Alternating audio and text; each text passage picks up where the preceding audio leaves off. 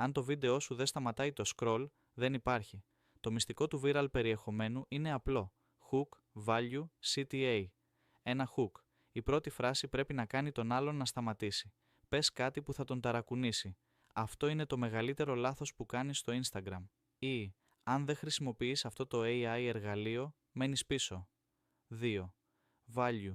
Μέσα σε 20 δευτερόλεπτα δώσε κάτι χρήσιμο, μια λύση, ένα tip ή μια αλήθεια που δεν ήξερε. 3 CTA.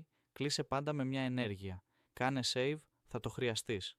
Πες μου στα σχόλια αν το δοκίμασες. Γράψε σεμινάριο και θα σου στείλω το link. Και αν θες να το κάνεις ακόμα πιο εύκολο, χρησιμοποίησε Heigen, Pictory ή CapCut AI. Τα εργαλεία αυτά μπορούν να σου φτιάξουν ολόκληρα reels αυτόματα. Θυμήσου, δεν χρειάζεσαι τέλειο εξοπλισμό, χρειάζεσαι περιεχόμενο που σταματάει το δάχτυλο. Αν θέλεις να μάθεις πώς να στείνεις περιεχόμενο με AI που φέρνει κοινό και πωλήσεις, έχω ένα δωρεάν σεμινάριο που σου δείχνει ακριβώς πώς να το κάνεις. Γράψε σεμινάριο στα σχόλια και θα σου στείλω πρόσβαση.